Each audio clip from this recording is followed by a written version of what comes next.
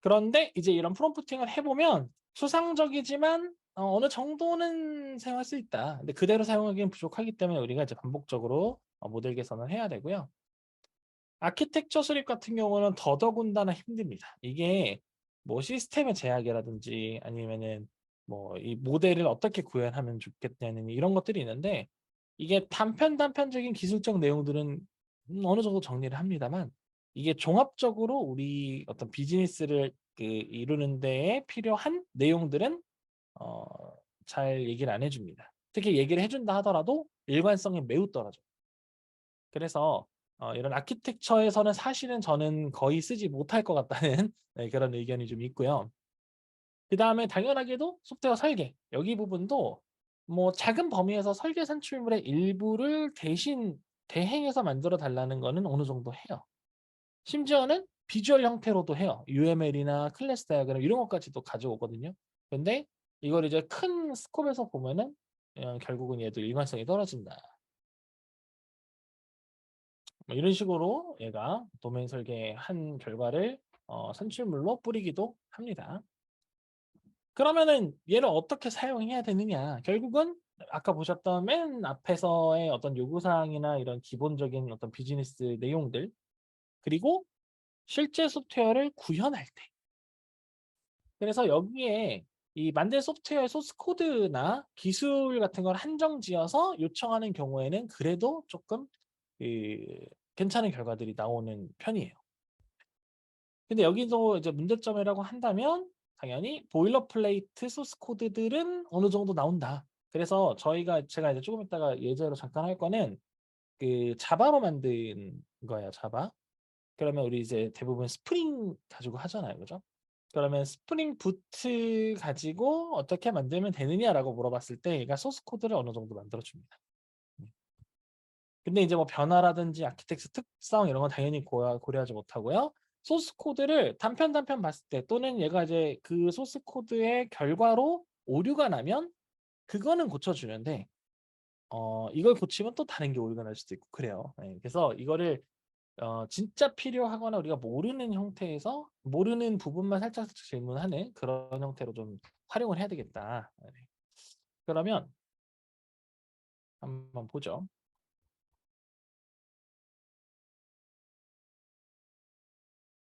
자, 예를 들어서 이거를 코드 인터프리터까지 할 필요는 없고요. 예를 들어서 저희가 이제 스프링 부트를 쓸 거니까 스프링 이니셜라이저라는 게 있어요. 이게 이제 스프링에 어떻게 보면은 그 기본 세트 같은 거를 만들어내는 그런 건데 이 코드 GPT한테 여기 사이트를 이용해서 스프링 부트 2.7 버전을 다운로드 받는 명령어를 줘. 추가 패키지는 H2, 웹, H2, JPA, REST, 리파스토리, 롬복, 야. 라고 하면 이제 뭐 웹 파일럿이라는 걸 사용을 하죠. 제가 이제 요 사이트를 준 거예요. 이게 뭐냐? 얘가 스프링 이니셜라이저라는 거 우리가 알고 있죠, 그죠?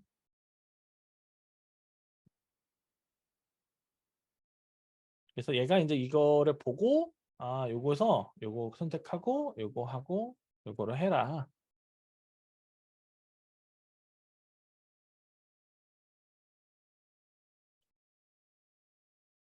자, 이렇게 했는데 제가 원하는 건 요게 아니죠? 네.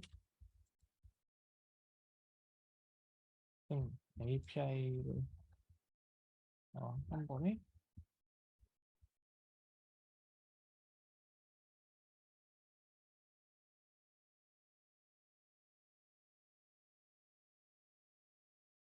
자, 그러면 여기 지금 보시는 것처럼 아까 그 사이트에서 제공하는 어떤 인터페이스를 이용해서 기본적으로 제공하는 스프링 코드를 받을 수 있어요.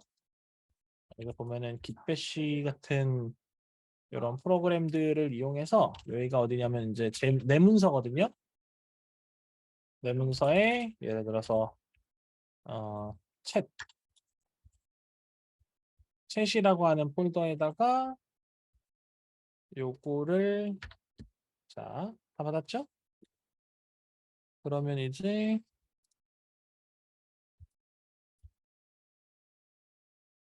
자, 지금 여기 지금 보시는 요 압축 파일이 이제 요걸로 받은 거예요.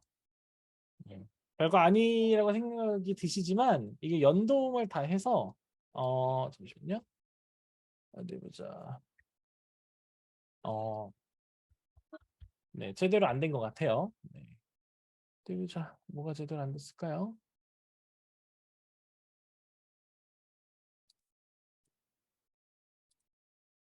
자, 다운로드 용량이 어, 안 되네. 명령어가 틀렸는지 다시 확인해줘. 사실 저도 얘가 어떻게 튈지 모르기 때문에 어저께 제가 마지막으로 테스트했을 때는 괜찮았거든요. 아마 그러면 요 스프링 이니셜라이저에서 이 API 제공할 때 지금 그 정상적으로 제공을 못하고 있는 상황일 수도 있어요. 네. 이게 저도 어저께 이거랑 그대로 했던 것 같아서 한 번만 더 해보고 쭉 하면은 그죠. 용량이 좀 1kb밖에 안 되는 게 좀 이상하네요. 어저께 제가 다운로드 받은 걸로 써봐야 되겠습니다. 어저께 받은 게 요 마이 프로젝트거든요. 똑같이. 요걸로 일단은 해볼게요. 이거를 압축을 풀면 이렇게 나와요. 네, 이런 식으로. 그래서 요거를 코드. 저는 이제 비주얼 스튜디오 코드를 가지고 열 거고요. 이렇게 해서 열면 자, 이렇게 그 구성이 여러분들이 많이 보셨던 그 스프링 부트가 됩니다. 그래서 실제 여기서 런 해보면 당연히 런이 되고요. 그 다음에 이제 이런 그 비주얼 스튜디오 코드에 보면 코드 GPT 같은 것들을 이제 설치할 수 있어요. 이게 뭐냐면 요 이제 익스텐션이라고 하는 게 있는데 익스텐션에 이런 거를 설치할 수 있다. 얘네들은 어떤 기능이 있냐면 GPT-4 같은 거를 사용을 해서 할 수 있다 하고요. 최근에는 구글의 바드 있죠, 바드. 바드 엔진까지도 얘가 붙여서 할 수 있는 그런 기능들이 생겼어요. 그래서 코드를 이제 이렇게 자유자재로 보거나 만들거나 하는 이런 행위들을 할 수 있고요. 일례로 예를 들어서 저희가 여기에서 음, 이게 멤버라고 하는 자바를 만들고 싶어요. 그러면 지금 보면 이렇게 자동으로 리커멘드 하죠. 근데 이게 뭐냐면 코드 GPT 같은 경우는 사실 이렇게까지 기능은 없어요. 근데 이렇게 해주는 게 뭐냐면 요 오른쪽 구석에 있는 요 코파일럿이에요. 코파일럿. 그래서 이 코파일럿은 뭐 하는 거냐면 내가 어떤 그 코드를 짤지 예상을 해서 서제스트 하는 거예요. 네. 그래서 네임, 이메일, 패스워드 뭐 좋으면 이렇게 탭 누르면 얘가 이렇게 자동으로 해당 그 제시됐던 내용들을 어, 바로 반영을 해줍니다. 그리고 또 다른 방법은요. 예를 들어서 이 전체를 선택을 하고 ask 할 수 있어요. ask 물어보는 건데 이거를 예를 들어서 멤버를 멤버 도메인에 JPA를 적용하고 럼북을 적용해줘. 이런 식으로 해주면 얘가 자 이게 지금 요 앞에 게 조금 그 이렇게 쌓여 있는 게 날라가서 그런데 요거를 다 복사를 해서 붙여넣어 보시면 봅시다. 띄어쓰기랑 이런 게 좀 이상해진 것 같아요. 잠시만요. 패키지 똑같고 임포트 넣고 여기 보면은 엔티티, 게터, 세터 이런 것들 있죠. 그죠? 요게 뭐냐면 다 요렇게 붙는 것들이에요. 네. 그래서 그거를 요렇게 임포트해서 써라 이런 얘기예요. 그죠? 네. 이렇게 하고 그다음에 id라는 거 붙었죠, 여기. 그러면은 id가 있는데 이게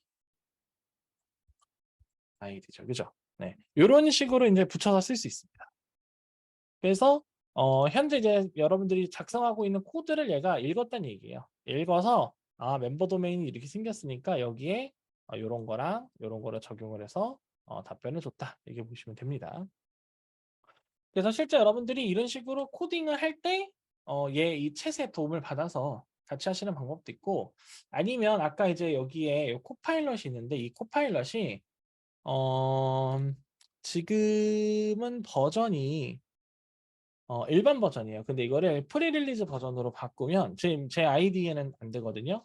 근데 프리릴리즈 버전으로 바뀌면 어떤 것도 되냐면 어 이 코파일럿 X라고 하는 게 이제 곧 나올 거예요.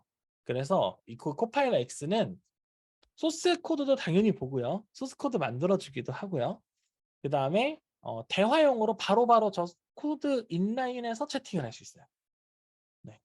근데 이제 아쉽게도 제가 아직 요거를 화이트리스트로 이제 신청만 한 상태라서 오늘 보여드리기는 좀 어렵고 나중에 이제 또 제가 요런 거 여러분들한테 설명드릴 수 있는 시간이 있으면 그때 또 다시 한번 더 이렇게 그 실습하면서 같이 좀 보는 시간을 갖도록 하겠습니다.